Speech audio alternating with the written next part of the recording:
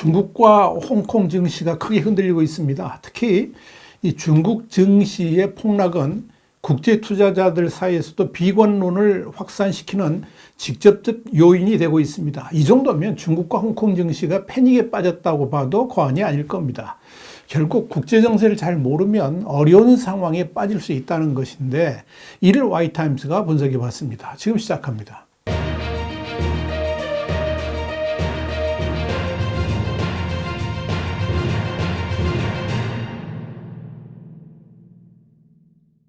블룸버그는 현지 시간으로 22일 홍콩 H지수, 그러니까 항생 중국 기업 지수가 2.4% 하락하면서 거의 20년 전의 수준에 근접을 했고, 중국 본토 벤치마크인 CSI 300 지수는 1.6% 하락 마감했다 그러면서 그 결과 본토 주식의 홍콩 이중 상장에 대한 가격 프리미엄을 추적하는 지표가 2009년 이후 가장 큰 폭으로 상승했다, 이렇게 보도했습니다. 블룸버그는 이어서 중국에서 가장 영향력 있고 혁신적인 기업들이 상장되어 있고, 중국의 간섭이 덜한 홍콩의 주가 하락폭이 더 가파르다는 것은 세계 2위 경제대국인 중국에 대한 글로벌 투자자들의 심리를 더욱 우려스럽게 만든다 그러면서, 지난 19일 S&P 500 지수가 2년 만에 최고치를 기록하는 등 월가의 낙관적인 분위기와는 다르게 중국 주식의 지속적인 매도세는 더욱 눈에 도드라지게 보인다, 이렇게 전했습니다. 새해가 시작된 지 한 달도 채 되지 않아서 홍콩에 상장된 중국 주식 지수는 이미 13% 하락하여 글로벌 지수 중에서 가장 저조한 성적을 기록했습니다. 이에 비해서 S&P 500 지수는 1.5% 상승한 겁니다. 중국 증시가 이렇게 몰락에 가까운 약세를 보이는 것은 중국 중앙은행인 인민은행이 사실상 기준금리 동결 기조를 유지했기 때문입니다. 물론 인민은행이야 약세를 막기 위해서 기준금리를 유지하는 전략을 택하는 것으로 보이지만, 이는 결국 중국 경기 회복을 위한 통화정책 요구를 정부가 수용하지 않았다라고 받아들여졌고, 이로 인해서 경제 불확실성에 대한 우려가 커지면서 증시에서 해외 자금은 급속도로 빠져나가고 있는 것입니다. 여기에 부동산 경기 침체와 디플레이션 압력도 중국 주식 하락의 원인으로 작용을 했습니다. 여기에 대해서 블룸버그도 중국 부동산 경기 침체 심화, 디플레이션 압박과 함께 경제 성장률 회복을 위한 공격적인 통화 및 재정 조치를 꺼리는 중국 정부의 태도 등 여러 요인이 복합적으로 작용했다 그러면서 미국 금리 전망에 대한 불확실성과 규제 감독 강화에 대한 우려가 중국 증시 비관론에 힘을 실었다라고 분석을 했습니다. UBS 글로벌 자산의 에바리 중화권 주식 책임자도 인민은행의 통화 완화에 대한 기대가 시장에 이미 반영됐다 그러면서 중화권 증시의 상승을 위해서는 더 강력한 정책이 필요하다, 이렇게 말했습니다. 이와 관련해서 삭스캐피탈의 시장 전략가인 레드먼드 우왕은 상당수의 홍콩주 투자자는 해외 기관 펀드이고, 이들은 아시아 배분을 홍콩에서 일본 및 기타 아시아 시장으로 재배치하고 있다 그랬습니다. 그러면서 중국 본토 투자는 더 제한될 수 있을 것이다, 이렇게 말했습니다. 한마디로 더 이상 중국과 홍콩 투자의 미련을 가지고 있지 않다 하는 점을 강조한 겁니다. 그런데 주목할 점은 홍콩에 상장된 중국 주식이 종종 세계에서 두 번째로 큰 경제 규모를 갖고 있는 중국의 재정 건전성을 나타내는 지표라는 점에서 이 광범위하게 이 투자적 심리를 더 정확하게 측정하는 지표로 간주되고 있다는 겁니다. 이에 비해서 상하이와 선전에서의 거래는 공매도라든지 기업 공개에 대한 제한부터 구두 경고, 또 국부펀드의 직접 개입에 이르기까지 중국 규제 당국의 간섭의 영향을 끊임없이 받고 있습니다. 이런 점에서 홍콩의 항생지수가 2005년 이후에 최저치로 떨어지기 직전까지 1% 넘게 하락을 했고, 홍콩의 벤치마크인 항생지수도 2009년 이후 볼 수 없었던 수준에 근접했다는 점을 우리가 눈여겨볼 필요가 있을 것입니다.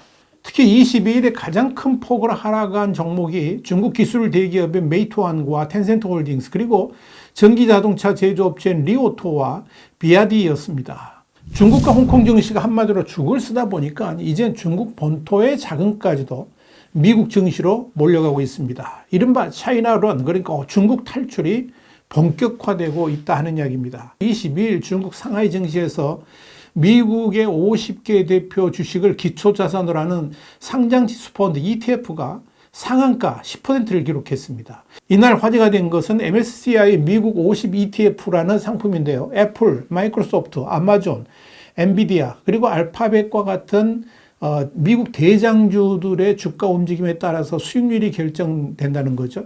그런데 MSCI 미국 50 ETF가 상한가를 기록한 것은 부진한 중국 증시 흐름에 실망한 개인 투자자 자금이 미국에 투자하는 상품으로 몰려가면서 이례적인 현상으로 나타난 겁니다. 결국 중국 경제가 저성장의 늪에 빠질 것이 우려되면서 홍콩에 투자하고 있던 외국인 자금들이 빠져나가고 있고, 심지어 상하이 등의 본토 자금마저도 일본 등지의 ETF로 자금이 쏠리는 현상이 벌어지고 있는 것입니다. 여기에 대해서 마빈 chen 블룸버그 인텔리전스 애널리스트는 최근에 주가 하락 원인으로는 단기적인 상승 촉매제 부족, 그리고 역내의 더 매력적인 대안, 그러니까 일본 같은 데로 유출을 꼽을 수 있다, 이렇게 분석을 했습니다. 이로 인해서 일본 증시는 중국 증시의 외국인 자금 이탈의 반사 이익을 얻고 있습니다. 일본 도쿄의 니케이 225 지수는 이날 전 거래일 대비 1.62% 오른 36,546.95로 장을 마감하면서 1990년 2월 이후에 33년 11개월 만에 최고 수준을 기록했습니다. 니혼게이지신문도 앞서서 일본 증시 상승 배경을 설명하면서 침체한 중국 본토 주식을 포기한 중국 개인 투자자들이 연초부터 치솟고 있는 일본 주식으로 자금을 옮기고 있다, 이렇게 전한 바 있습니다. 사우스차이나 모닝포스트에 따르면 외국인 투자자들은 올해 315억 위안 상당의 중국 본토 상장 주식을 매도를 했습니다. 최근 홍콩 H지수가 떨어질수록 투자금 회수가 어려워지는 국내 ELS, 그러니까 주가 연계 증권 투자자들의 시름도 깊어지고 있죠. 중요한 것은 이런 홍콩 증시의 미래는 이미 예측되었다는 점입니다.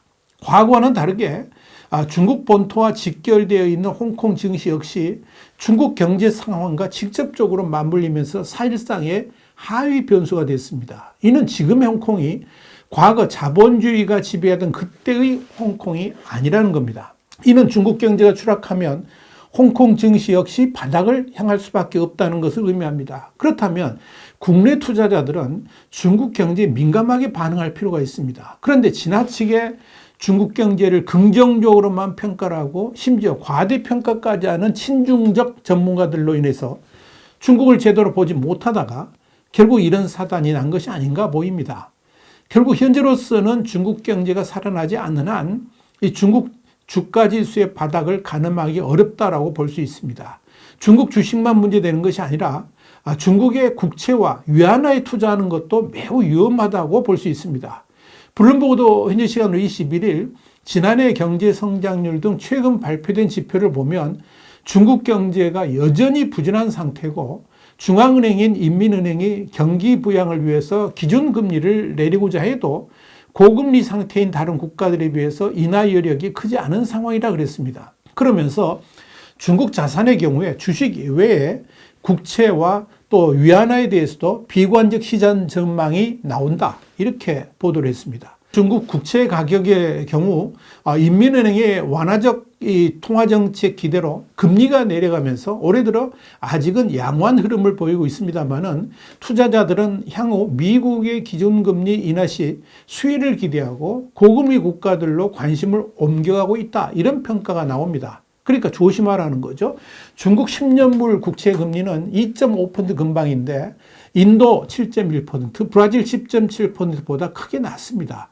이런 가운데 자산운용사인 ABRDN의 에드먼드 고는 중국 채권 비중을 줄이고 있다, 순전히 인도 등의 금리가 더 높기 때문이다, 그러면서 미국 국채 가격이 지금보다 더 오를 수 있다는 측면에서 볼 때 한국 국채라든지 미국채 대형물들이 매력적이다, 이렇게 말을 했습니다.